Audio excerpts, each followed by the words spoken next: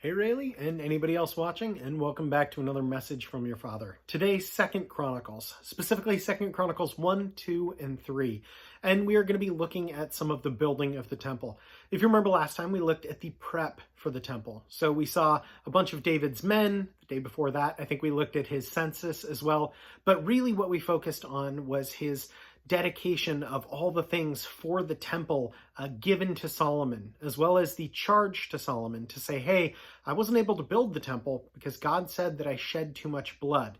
But because I was so obedient to what God wanted to be done and driving out the people, now God has allowed that to stay within my family line and you get to build the temple. And here are all the provisions for the temple. So today we're going to look at that. Some of Solomon's prep, now that David has passed on, some of Solomon's prep, and then the temple itself.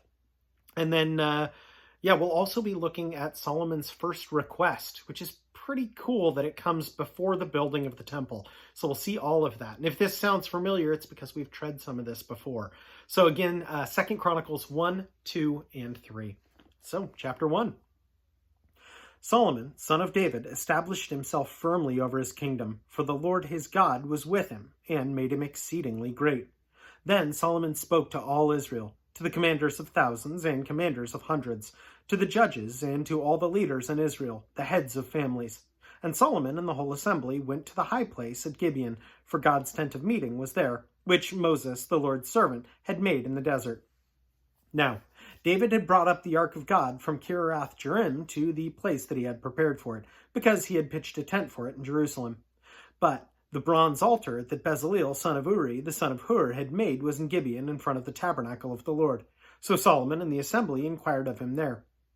Solomon went up to the bronze altar before the Lord in the tent of meeting, and offered 1,000 burnt offerings on it. That night God appeared to Solomon and said to him, "Ask for whatever you want me to give you."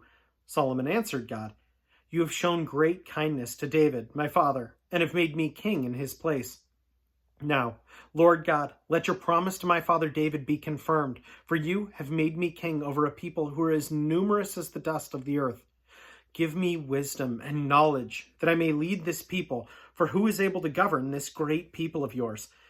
God said to Solomon, "Since this is your heart's desire, and you have not asked for wealth, riches, or honor, nor for the death of your enemies, and since you have not asked for long life, but for wisdom and knowledge to govern my people, over whom I have made you king, therefore wisdom and knowledge will be given to you.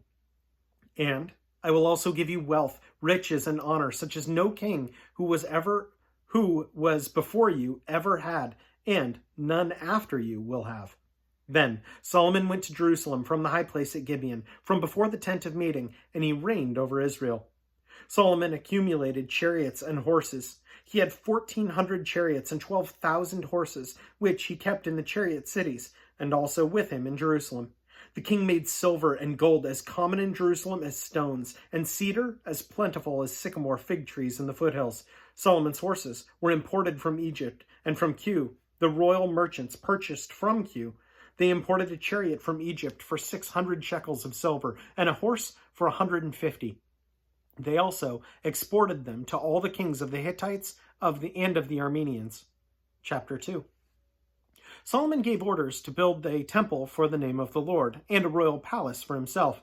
He conscripted 70,000 men as carriers and 80,000 as stonecutters in the hills, and 3,600 as foremen over them. Solomon sent a message to Hiram, king of Tyre. "Send me cedar logs, as you did for my father David when you sent him cedar to build a palace to live in. Now I am about to build a temple for the name of the Lord my God, and to dedicate it to him for burnt fragrant incense before him, for setting out the consecrated bread regularly, and for making burnt offerings every morning and evening, and on the Sabbaths and new moon, and at the appointed festivals of the Lord our God. This is a lasting ordinance for Israel. The temple I am going to build will be great, because our God is greater than all other gods. But who is able to build a temple for him, since the heavens, even the highest heavens, cannot contain him? Who then am I to build a temple for him, except as a place to burn offerings before him?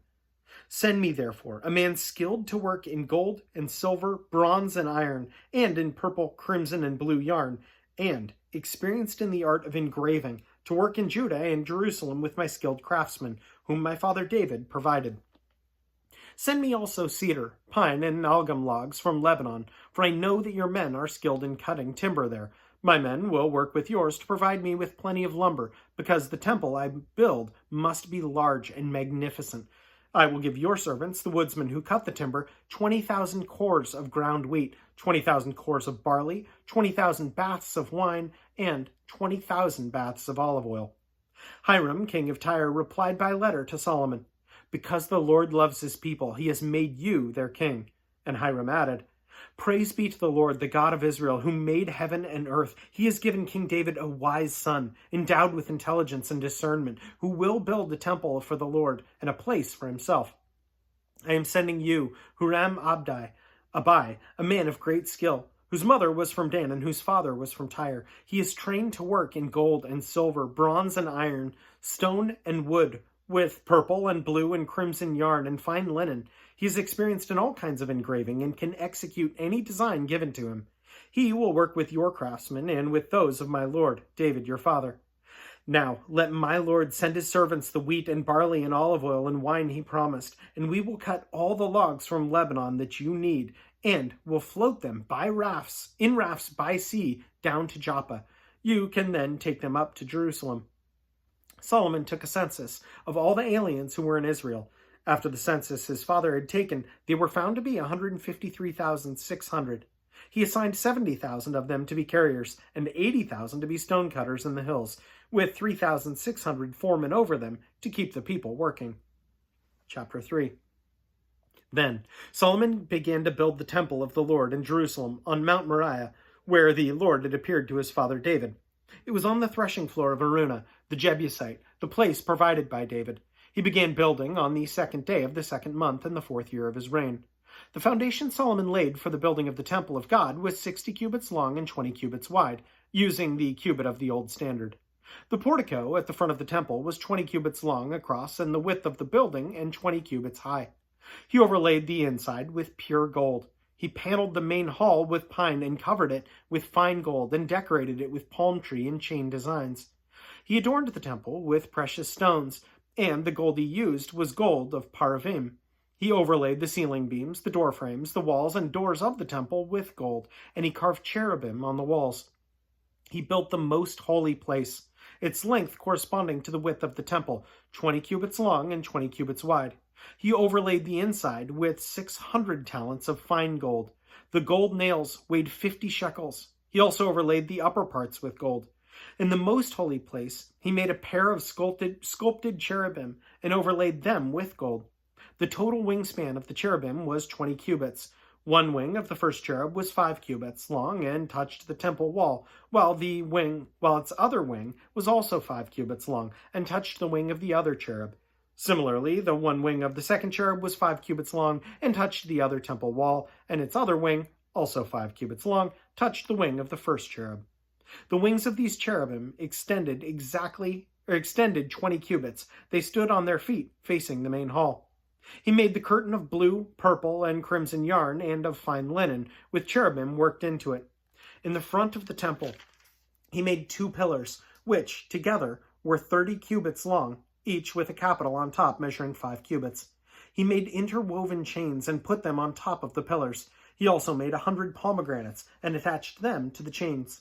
He erected the pillars in front of the temple, one to the south and one to the north. The one to the south he named Chekin, and the other one to the north, Boaz.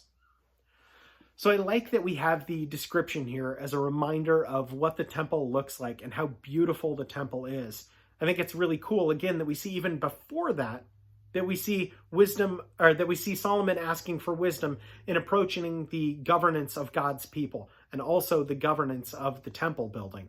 And I think that that's really cool because it serves as that reminder of how important that the temple is and how important that the temple was. And so incredibly important that we get all these details. And even the initial building, we get so many details of the importance of exactly what the temple should look like and how it was built. And the reason that I think that's cool is the exact same reason that I think it's cool that we get the description of the curtain between the holy place, where people can enter and worship, but the most holy place, where I believe it's only once a year that only very, very, very, very select people can go into. And I think it's just the high priest. And correct me in the comments down if I'm wrong there. But the most holy place is so, so incredibly sacred. And that barrier being the curtain in between the two.